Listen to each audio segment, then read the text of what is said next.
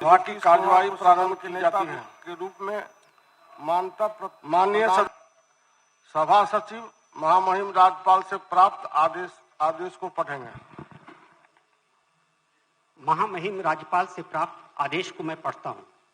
भारत का संविधान के अनुच्छेद 178 तथा बिहार विधानसभा की प्रक्रिया तथा कार्य संचालन नियमावली के नियम 9(1) के द्वारा प्रदत्त शक्तियों का प्रयोग करते हुए मैं राजेंद्र विश्वनाथ आर्लेकर, बिहार का राज्यपाल, इसके द्वारा बिहार विधानसभा के अध्यक्ष का निर्वाचन हेतु 15 फरवरी 2024 की तिथि निर्धारित करता हूं।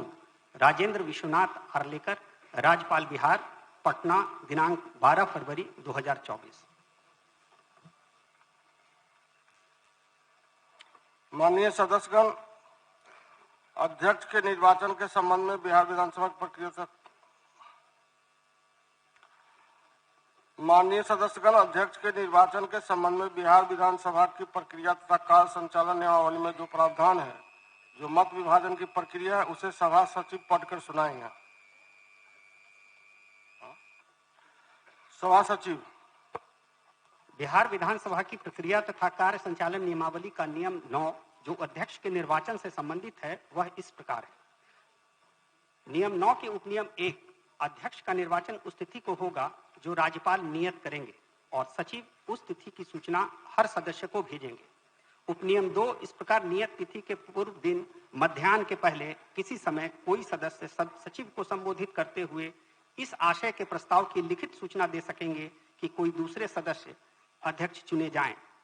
यह सूचना किसी तीसरे सदस्य द्वारा अनुमोदित होगी और सूचना में जिन सदस्य का नाम प्रस्तावित हो उनका यह वक्तव्य भी साथ रहेगा कि निर्वाचित होने पर वे अध्यक्ष के रूप में काम करने को राजी हैं। परंतु कोई सदस्य न तो अपना नाम प्रस्तावित करेंगे, न अपना नाम प्रस्तावित करने वाले किसी प्रस्ताव का अनुमोदन करेंगे और न एक से अधिक प्रस्तावों की प्रस्तावना या अनुमोदन करेंगे। उपनियम 3, जिन सदस्य के नाम पर कार्यसूची में कोई प्रस्ताव हो वे पुकारे जाने पर प्रस्ताव करेंगे या उसे वापस लेंगे और इस आशय के वक्तव्य मात्र तक अपने को सीमित रखेंगे। परंतु उम्मीदवार उस प्रस्ताव पर मत लिए जाने के पहले किसी समय अपना नाम वापस ले सकेंगे। उपनियम 4 इस प्रकार किए गए हैं और यथावत अनुमोदित प्रस्ताव जिस क्रम से वे किए गए हों उसी क्रम से एक एक करके मत के लिए रखे जाएंगे और यदि आवश्यक हो तो विभाजन द्वारा उनका निर्णय होगा। यदि कोई प्रस्ताव स्वीकृत हो जाए तो अध्याशी व्यक्ति बाद के प्रस्ताव रखे बिना घोषित करेंगे कि स्वीकृत प्रस्ताव में प्रस्तावित सदस्य सदन के अध्यक्ष चुन लिए गए।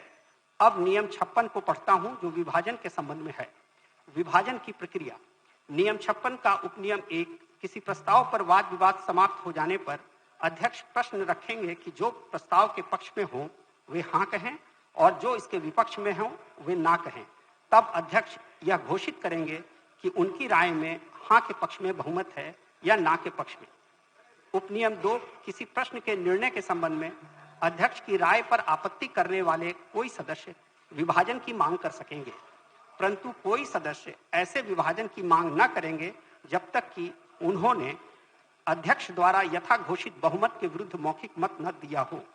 उपनियम 3, विभाजन की मांग होते ही अध्यक्ष यदि उनकी राय में विभाजन की मांग अनावश्यक न हो तो सचिव को 3 मिनट तक विभाजन घंटी बजाने का निर्देश देंगे और उसके समाप्त होने पर उपवेशनों से सभावेश में आने के सभी द्वार बंद कर दिए जाएंगे। जब तक विभाजन समाप्त न हो तब तक किन्हीं सदस्य को सभावेश के भीतर आने या उसके बाहर न जाने दिया जाएगा।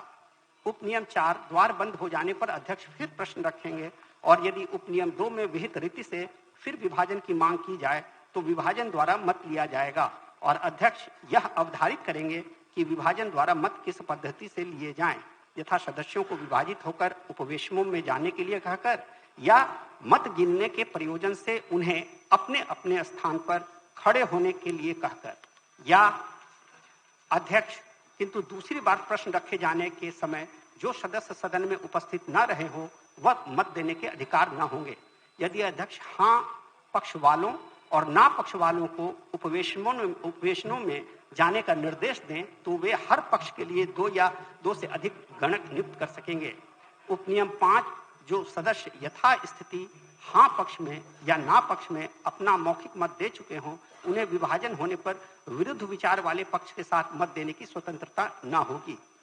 उप नियम 6, अध्यक्ष को प्रतिवेदित मत संख्या के बारे में यदि कोई गड़बड़ या भूल हो तो अध्यक्ष यथोचित निर्देश दे सकेंगे। उपनियम 7, यदि सदन में विभाजन का परिणाम घोषित हो जाने के बाद विभाजन सूचियों में कोई भूल दिख पड़े तो अध्यक्ष इस विषय में समाधान हो जाने पर कि भूल वास्तविक है उसे सुधारने का आदेश दे सकेंगे। उपनियम 8, अध्यक्ष सभा को विभाजित होने के लिए कहें उससे पहले किसी समय किसी नकारात्मक आवाज के बिना दी गई सभा की अनुमति से विभाजन की मांग वापस ली जा सकेगी। ऐसा होने पर विभाजन न किया जाएगा और अध्यक्ष के जिस निर्णय पर आपत्ति की गई हो वह बना रहेगा। माननीय सदस्यगण, अध्यक्ष के निर्वाचन के लिए कुल 15 प्रस्ताव प्राप्त हुए हैं। सभी प्रस्ताव एक ही माननीय सदस्य श्री नंद किशोर यादव के संबंध में प्राप्त हुए हैं। जो प्रस्ताव है उसे मैं क्रमवार सदन के सामने उपस्थित कर रहा हूं। प्रथम प्रस्तावक श्री विजय कुमार चौधरी 100 अनुमोदन करता है। श्री श्रवण कुमार 100। दूसरे प्रस्तावक है श्री विजय कुमार सिन्हा 100 और अनुमोदन करता है श्री हरिभूषण ठाकुर बचौल 100।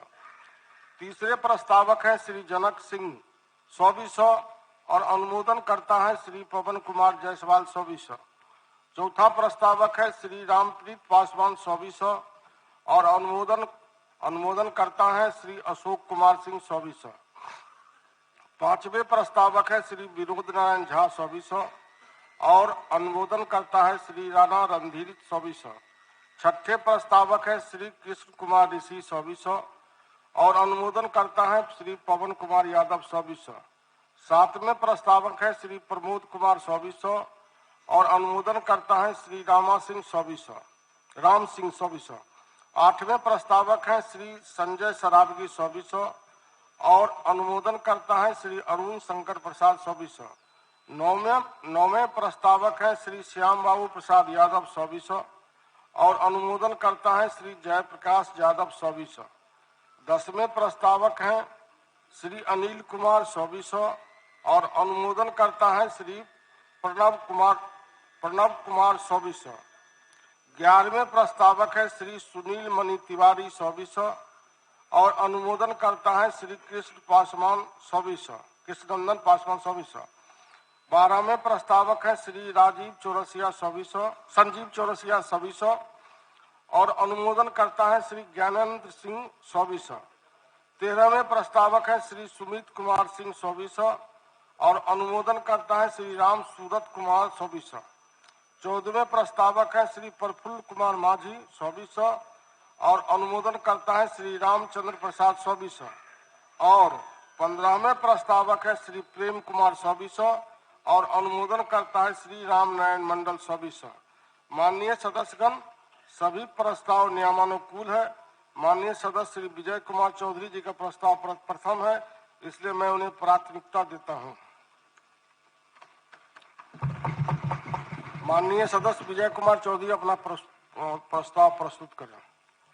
उपाध्यक्ष महोदय, मैं प्रस्ताव करता हूं कि श्री नंद किशोर यादव सदस्य विधानसभा बिहार विधानसभा के अध्यक्ष चुने जाएं।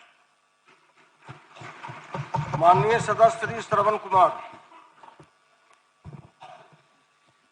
उपाध्यक्ष महोदय, मैं इसका अनुमोदन करता हूं। प्रश्न यह है कि श्री नंद किशोर यादव 100 बिहार विधानसभा के अध्यक्ष चुने जाएं। जो इसके पक्ष में है वह हाँ कहें, जो इसके विपक्ष में है वह ना कहें। मैं समझता हूं कि पक्ष में बहुमत है, प्रस्ताव सर्वसम्मति से स्वीकृत हुआ।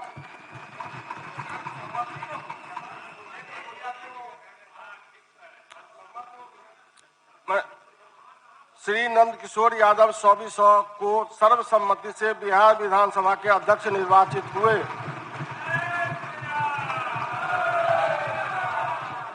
अब मैं माननीय मुख्यमंत्री जी एवं माननीय नेता विरोधी दल श्री तेजस्वी प्रसाद यादव जी से आग्रह करता हूं कि माननीय अध्यक्ष को आसन पर लाने की कृपा करें।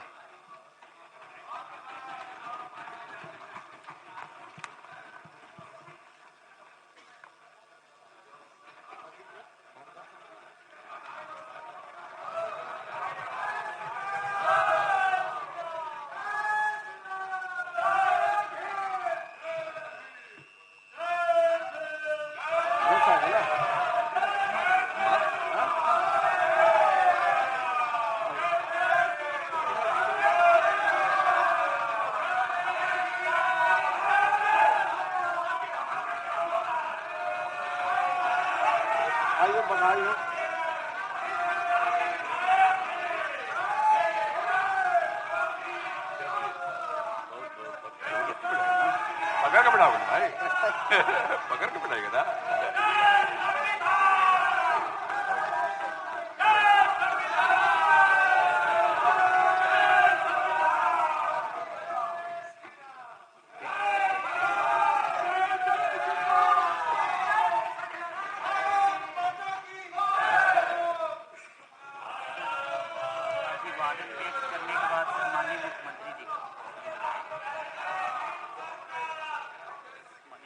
एक लाइन बोलना और भी सर अपने भाषण के बाद में। हाँ सर इसके बाद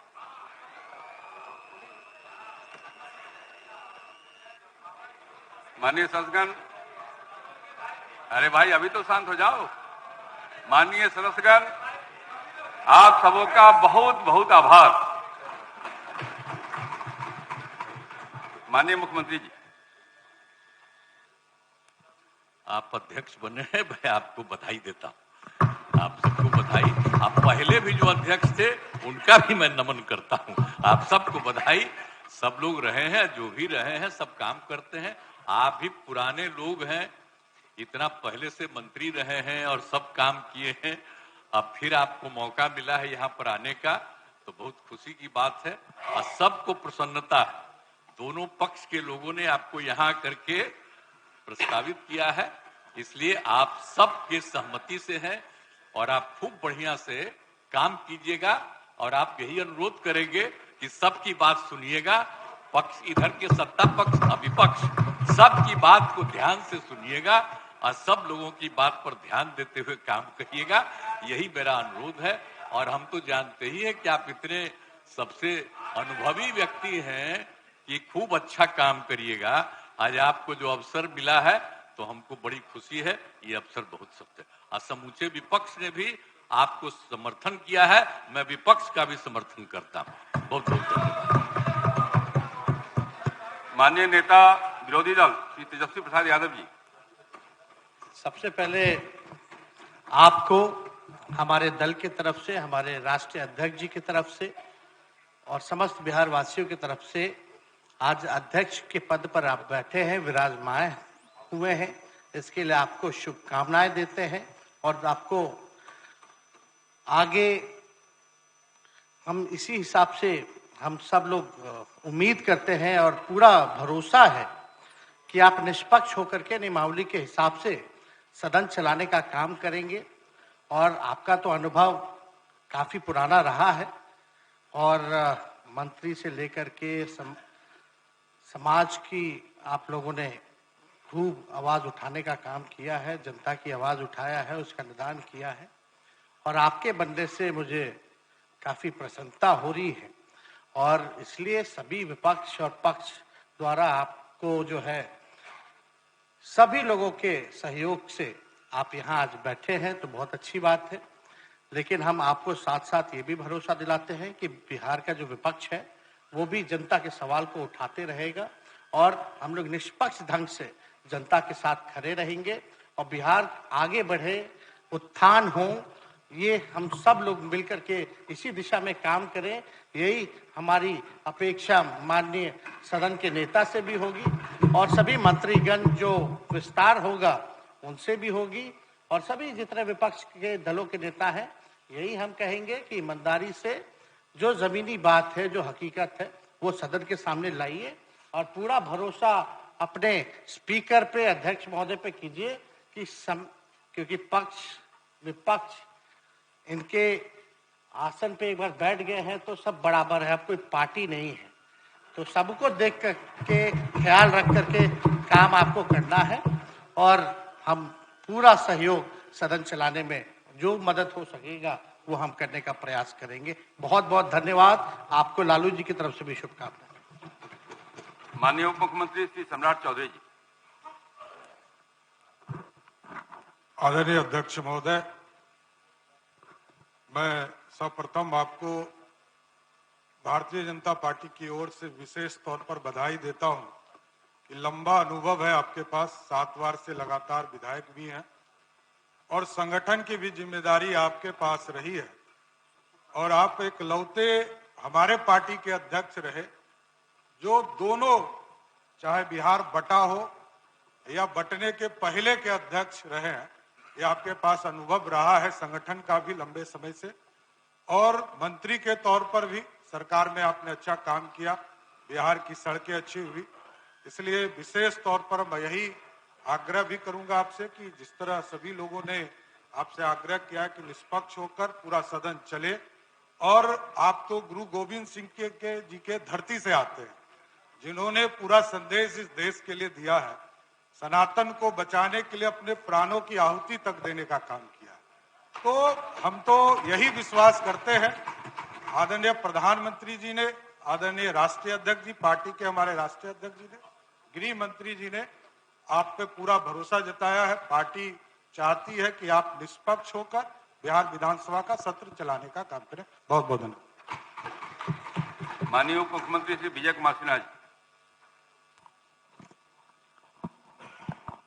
अध्यक्ष महोदय, पूरा सदन की गरिमा को बढ़ाते हुए सर्वसम्मति से आप में विश्वास व्यक्त किया है, और सभी गौरवान्वित हैं कि 7 बार के एक अनुभव की बड़ी किताब, जिनके पास संगठन का, प्रशासन का, शासन का पूरी दक्षता के साथ, पूरी निरपेक्षता के साथ आप निर्वहन करेंगे, और बिहार झारखंड दोनों का अनुभव आपके पास है। बिहार की जनता के गांव गलियों के दर्द को भी आपने देखा है, और पूरे बिहार की भावनाओं से आप अवगत हैं। बिहार बदल रहा है, बदलते बिहार के स्वरूप और इस सदन में जनता के विश्वास लेकर जो माननीय विधायक आ रहे हैं, उनकी आवाज को आप ताकत देंगे, उनको सकारात्मक वातावरण में ले जाने की एक बड़ी जिम्मेवारी है, और आसन संरक्षक के रूप में पूरे सदन का शांति के साथ जनता के विकास के प्रति समर्पित भाव से कदम बढ़ाएगा। हमारी शुभकामना है कि ये ऐतिहासिक पल आपको अवसर मिला है और ये ऐतिहासिक बने। इसी कामना के साथ आपको माननीय बिहार के मुख्यमंत्री नीतीश कुमार जी, उप मुख्यमंत्री हमारे सम्राट चौधरी जी और नेता प्रतिपक्ष तेजस्वी यादव जी को कि सदन की गरिमा बढ़ते रहे, विधायिका की सम्मान में कोई कमी न रहे। इसी के साथ पुनः धन्यवाद। माननीय मंत्री श्री विजय कुमार चौधरी जी। अध्यक्ष महोदय, मैं आपको बधाई देता हूं। साथ ही सदन नेता ने और नेता प्रतिपक्ष ने जो आपके संबंध में ख्याल व्यक्त किए हैं, मैं भी उनके विचारों से पूर्ण रूप से सहमत हूं। और अध्यक्ष महोदय, हमारे नेता ने मुझे भी उस आसन पर काम करने का मौका दिया था, और आपके अनुभव, आपके समझबूझ और खास तौर से जो नियमों के संबंध में आपकी पैनी दृष्टि होती है, उसका हमने उस आसन पर रह के भी सहारा और सहयोग लिया था। और हम सदस्यों को बताना चाहते हैं कि मुझे खुशी है कि जो हमने नियमावली में कुछ नियम जिनका पालन नहीं हो रहा था सदन में, जो नियम समिति में आप ही के मदद से हम लोगों ने 3 दर्जन से भी ज्यादा संशोधन किए थे हम लोग, और उसमें आपकी अग्रणी भूमिका थी। इसलिए हम लोग तो सब लोग आपके अनुभव, आपकी समझदारी के कायल हैं ही, और आज एक नई जिम्मेदारी आप ग्रहण कर रहे हैं उस आसन पर, और उस आसन पर रहते हुए दोनों पूरे सदन का विश्वास, एक एक सदस्य का विश्वास आपको निभाना है। कभी कभी यह काम चुनौती भरा होता है, और उस आसन पर रह के दुविधा की स्थिति भी उत्पन्न होती है। लेकिन उस हालत में वहां आपके बगल ही में 2 किताबें हमेशा पड़ी रहती है, शुरू से पड़ी रहती आई हैं, अभी भी हैं और आगे भी रहेंगी। वो है भारत का संविधान और इस सदन के लिए जो प्रक्रिया तथा कार्य संचालन नियमावली। यही 2 आंखें होती है जब किसी दुविधा के घड़ी में आसन के नजर को आगे बढ़ाती है। इसलिए हम समझते हैं कि पूरे सदन ने जब संपूर्ण विश्वास आपको देके उस आसन पर लाया है, निश्चित रूप से आप सारे सदस्यों का ख्याल करिएगा। सरकार की भी बात होती है, विपक्ष की भी बात होती है। जहां तक सरकार की बात है, हम बराबर कहते हैं कि विपक्ष कोई प्रश्न पूछते हैं, सरकार के कमियों को दर्शाते हैं, तो सरकार तो उसको सहयोग मानती है। हम भी अपने कमियों को दूर करना चाहते हैं, इसलिए कभी भी कोई दिक्कत की बात नहीं होती है। और आप वहां हैं, हम सब लोग आश्वानित हैं और आपको पार्टी के तरफ से, सरकार के तरफ से, नेता और समूचे सदन की तरफ से संसदीय कार्य मंत्री के रूप में मैं पूर्ण शुभकामनाएं देता हूं कि आप अपने उत्तरदायित्वों का निर्वहन न सिर्फ कुशलता पूर्वक और पारदर्शिता से, बल्कि आप पूरे सदन के लिए संतोषजनक अपने दायित्वों का निर्वहन करेंगे। बहुत बहुत धन्यवाद। माननीय उपाध्यक्ष श्री महतुर हजारी। माननीय अध्यक्ष जी, आज सर्वसम्मति से आपका चुनाव हुआ, इसके लिए मैं बधाई देता हूं, धन्यवाद देता हूं और आशा और उम्मीद करता हूं कि सदन की गरिमा, जो बिहार की संस्कृति है, बिहार की गरिमा है, और पक्ष विपक्ष, चूंकि अध्यक्ष का पद, अध्यक्ष का आसन कस्टोडियन होता है सभी पक्ष और विपक्ष का, मुझे पूरी उम्मीद है कि आपका जो संवैधानिक या पार्लियामेंट्रियन जो ज्ञान है, इतने दिन से जनता की सेवा किए हैं, इतना दिन से सदन में आपको जनता ने भेजने का काम किया है, इसका जो अनुभव है पूरे बिहार को मिलेगा और सदन को मिलेगा, और सभी जो पक्ष विपक्ष हैं उसको मान सम्मान मिलने का काम करेगा। मुझे पूरी उम्मीद है जिस तरह से 12 तारीख के जब सरकार पर को मतदान के द्वारा जो अविश्वास प्रस्ताव आया था, तो लगता था कि पूरे भारत में यहाँ बिहार के लोगों को सिर्फ मीडिया पर नजर थी कि क्या होगा नहीं होगा, लेकिन मैं धन्यवाद देना चाहता हूँ हाँ पक्ष के लोग के भी, ना पक्ष के लोग के भी, किस तरह से एक ऐतिहासिक बिहार के गरिमा को पूरे देश में बढ़ाने का काम किया। इसके लिए भी मैं धन्यवाद देता हूं सभी माननीय सदस्यों को, और मुझे पूर्ण उम्मीद है कि आदरणीय नंदकिशोर बाबू की अध्यक्षता में सदन की कार्रवाई पक्ष और विपक्ष सभी को सम्मान मिलेगा और सदन की कार्रवाई सुचारू रूप से चलेगी। इन्हीं चंद शब्दों के साथ शुभकामना सहित मैं अपनी बात समाप्त करता हूं। जय हिंद, जय भारत। माननीय मंत्री श्री सुमित कुमार सिंह जी। सुमित जी।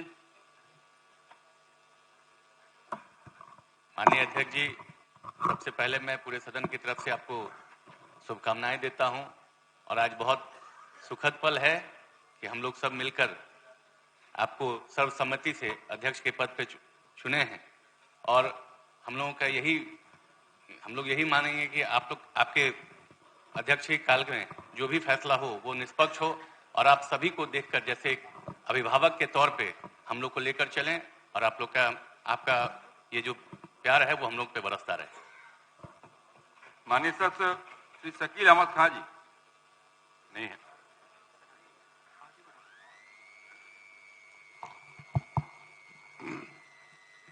निरपेक्ष आसन पर आसीन होने के लिए माननीय अध्यक्ष जी, आपको बहुत बहुत बधाई, आपके लिए ढेर सारी शुभकामनाएं।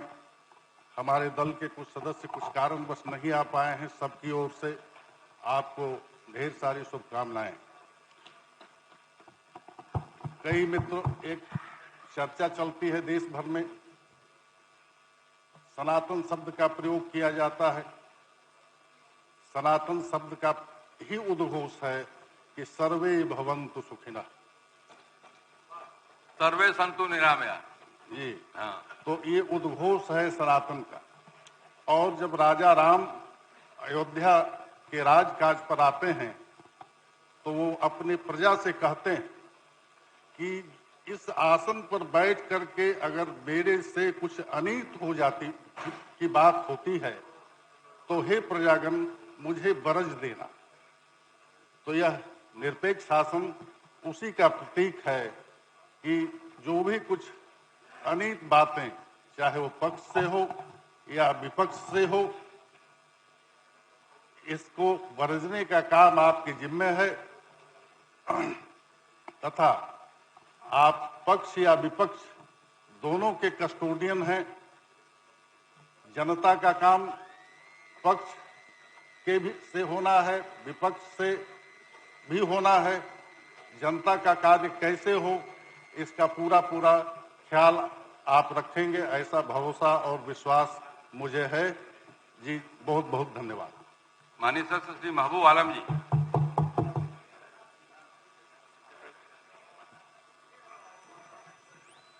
आप आइए महबूब आलम जी।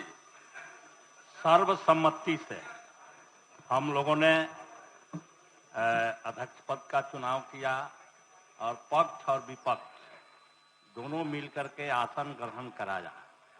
इसी उम्मीद लेकर और ये सदन इसी के लिए ये सर्वसम्मति दिया कि आसन हमेशा निष्पक्ष रहा है, निष्पक्ष रहेगा।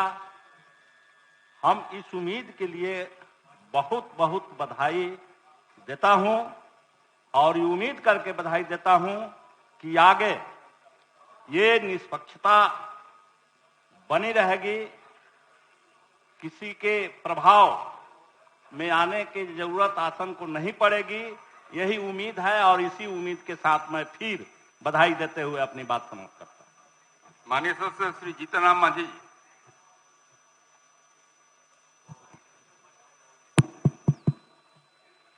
अध्यक्ष महोदय, सर्वप्रथम आपको इस गरिमामय सदन के अध्यक्ष के रूप में निर्वाचित होने के उपलक्ष्य में हार्दिक शुभकामना देता हूं, बधाई देता हूं और बधाई देता हूं पक्ष और विपक्ष दोनों के माननीय सदस्यों को, जो आपके कार्य क्षमता, आपका अनुभव को देखते हुए सर्वसम्मत से आपको निर्वाचित करने का निर्णय लिया। इसलिए पक्ष और विपक्ष दोनों साथियों को हम हृदय से धन्यवाद देते हैं और बधाई भी देते हैं। महोदय, आपके लिए कुछ कहने की जरूरत नहीं है। आपको हम देख रहे हैं, क्योंकि 1980 से ही आज इस सदन का मेंबर रहने का मुझे मौका मिला है और इस बीच में आपको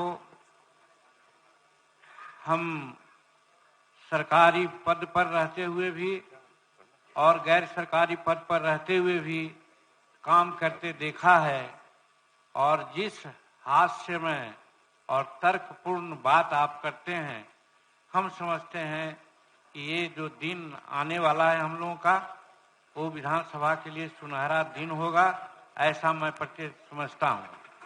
महोदय, प्रेमचंद की एक बात याद आती है, हालांकि वो कहने की जरूरत नहीं थी, लेकिन तो भी प्रसंगवश मैं कहता हूँ कि पंच के मंच पर बैठा व्यक्ति न किसी का दोस्त होता है, न किसी का दुश्मन होता है। यानी सब अपने नियम प्रनियम और जो हमारे कायदे कानून है उसके अनुसार काम होना चाहिए। इसलिए हम नहीं समझते हैं कि उसके प्रतिरूप कोई जाएगा, ऐसा विश्वास आपसे नहीं है।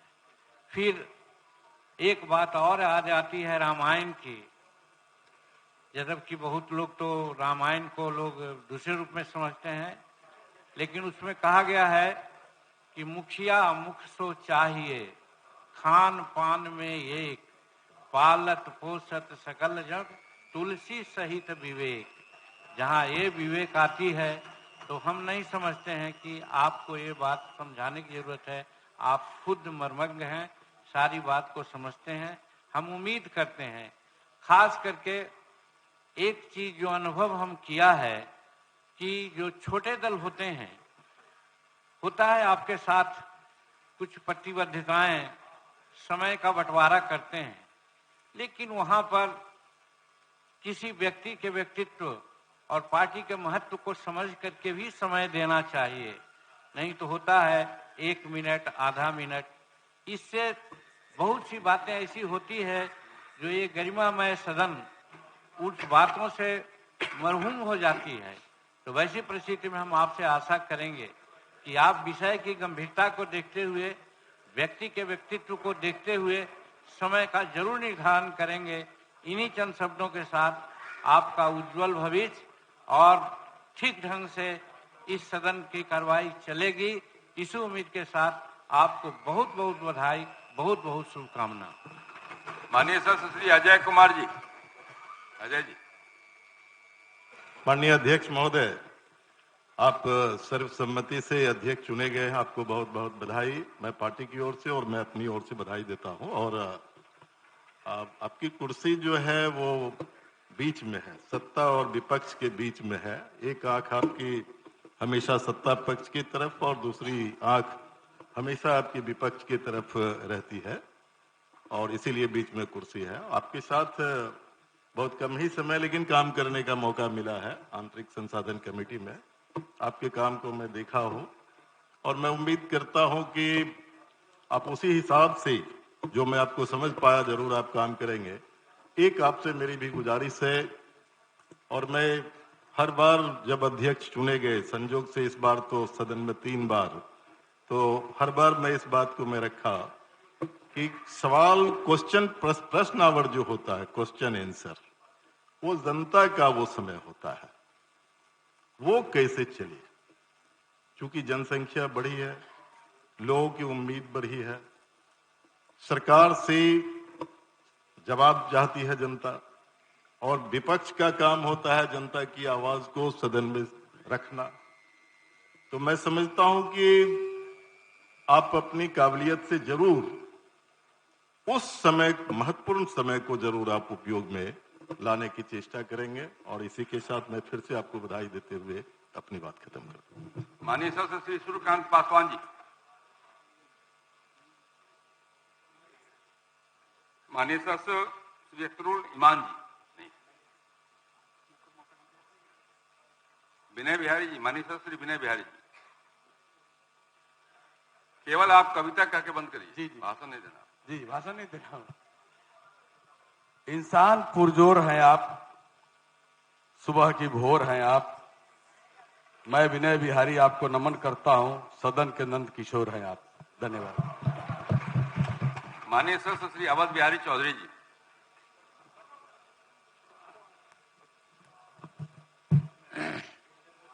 आदरणीय बिहार विधानसभा के सर्वसम्मत से चुने गए इस विधानसभा के अध्यक्ष आदरणीय नंद किशोर यादव जी और इस सदन के नेताजी, प्रतिपक्ष के नेताजी, आप सर्वसम्मत से अध्यक्ष चुने गए हैं। यह एक बहुत ही खुशी का विषय है और सदन के नेता, प्रतिपक्ष के नेता ने जो आपके प्रति भावना और विचार व्यक्त करने का काम किया, उस भावना के साथ में हूं और आपको जानने और समझने का अवसर कोई नया नहीं। मैं बहुत दिनों से आपको देखते रहा हूं और मैं भी उस आसन पर रह करके हमसे जितना पाया निष्पक्षता के साथ अपने दायित्वों का निर्वहन करने का काम किया और आज भी मैं आपसे यही उम्मीद करता हूं कि नियम, प्रक्रिया, संविधान को देखते हुए सदन आपसे उम्मीद करता है कि निष्पक्षता और सबके साथ समान व्यवहार माननीय सदस्यों के आप अभिभावक हैं, आप एकरूपता के साथ करेंगे, ये भरोसा, आशा, विश्वास है। मैं अपने तरफ से आपके स्वस्थ रहने, दीर्घायु आयु का कामना करता हूं। पूर्ण विश्वास है कि सदन के कार्यवाही में सत्ता और विपक्ष दोनों को समान रूप से काम करने और विचार व्यक्त करने का और अवसर आप प्रदान करेंगे। पुनः मैं आपको धन्यवाद और बधाई देता हूं कि आप निश्चित ही अपने अनुभव का प्रदर्शन इस सदन में, सदन के संचालन में और माननीय विधायकों के मान सम्मान लेने में आप करेंगे। बहुत बहुत धन्यवाद। माननीय सदस्यगण, मैं आप सभी को मैं हृदय से धन्यवाद देता हूं। आप सभी ने सर्वसम्मति से मुझे अध्यक्ष निर्वाचित किया है, इसके लिए मैं आप सबके प्रति अपनी कृतज्ञता ज्ञापित करता हूं। इस अवसर पर विशेष रूप से मैं भारत के यशस्वी प्रधानमंत्री श्री नरेंद्र मोदी जी, भारत के गृह मंत्री श्री अमित शाह जी, भारतीय जनता पार्टी के राष्ट्रीय अध्यक्ष जेपी नड्डा जी के प्रति भी आभार प्रकट करता हूं। मैं सदन नेता माननीय मुख्यमंत्री श्री नीतीश कुमार जी, माननीय उप मुख्यमंत्री श्री सम्राट चौधरी जी एवं श्री विजय कुमार सिन्हा जी के प्रति भी कृतज्ञता ज्ञापित करता हूं कि उन्होंने मुझे अध्यक्ष बिहार विधानसभा बनाए जाने पर अपनी सहमति दी और मुझे आसन पर बिठाया। मैं माननीय नेता विरोधी दल के प्रति भी आभार प्रकट करता हूं। उन्होंने भी अध्यक्ष बिहार विधानसभा चुने जाने में मेरा समर्थन किया और सर्वसम्मत चुनाव हेतु उन्होंने अपना संकल्प व्यक्त किया, मुझे इस आसन पर बिठाया। वैसे मुझे आपके माताजी और पिताजी के साथ भी काम करने के सदन में मौका मिला है, इसलिए विशेष आभार आपका। मैं सभी दलों के माननीय नेतागण एवं माननीय सदस्यों के प्रति भी आभार व्यक्त करता हूं, जिन्होंने सर्वसम्मति से मुझे अध्यक्ष चुना है। माननीय सदस्यगण, लोकतंत्र सामूहिक न्याय निर्णय की एक पद्धति है। विधानसभा यानी विधायी निकाय उस पद्धति के नियामक है। संसदीय प्रणाली में अध्यक्ष विधानसभा इस संस्था के स्वामी नहीं होते, बल्कि वे सदस्यों के संरक्षक होते हैं। विधानसभा का पूरा कार्य प्रक्रिया तथा कार्य संचालन नियमावली के तहत संपन्न की जाती है। भारत के संविधान के अनुच्छेद 208 के तहत 21 दिसंबर 1965 को इसी विधानसभा के द्वारा यह नियमावली अडॉप्ट की गई थी और 1 जनवरी 1966 से लागू है। कालक्रम में इस नियमावली में कई संशोधन हुए और आज संविधान के दायरे में इसी नियमावली के आधार पर अध्यक्ष इस आसन पर बैठकर सभा का संचालन करते हैं। सच पूछिए तो यह नियमावली हम सबके लिए गीता के समान है। आप जानते ही हैं कि मुझे या इस आसन पर बैठने वाले किसी भी सदस्य को इस नियमावली के अनुकूल को सीमित रखना अनिवार्य होता है। हम सब लोग किसी दल से जुड़े हैं। मैं भी एक राजनीतिक दल से जुड़ा हूं। मैं 1995 से इस सदन का सदस्य हूं। 7वीं वार्षिक सभा का सदस्य बना हूं। हर राजनीतिक दल की अपनी विचारधारा होती है और जनता के हितों को साधने का एक उपक्रम होता है, परंतु अध्यक्ष के आसन में बैठा व्यक्ति दल से या दलीय राजनीति से ऊपर उठकर पूरी निष्पक्षता और निष्ठा से सदन के संचालन के कार्यों का निष्पादन करता है। मैं आप सबको विश्वास दिलाता हूं कि मैं इसी नियमावली के तहत कार्य करूंगा और संसदीय परंपराओं का निर्वहन भी करूंगा। साथ ही माननीय सदस्यों के विशेषाधिकारों और उनकी मान मर्यादा का भी ध्यान रखूंगा। आप सब लोगों ने 12 फरवरी 2024 को जिस धैर्य और संयम से बिहार विधानसभा की कार्रवाई को संपन्न किया, ये एक मिसाल है। सदन में विषय भी आते हैं, उत्तेजना भी होती है, पक्ष और विपक्ष के दावे और प्रति दावे होते हैं, परंतु उनका हल ही विमर्श से ही निपटाया जाता है। आसन का तो ये काम ही है कि वह व्यक्ति के सारे दरवाजे खोले।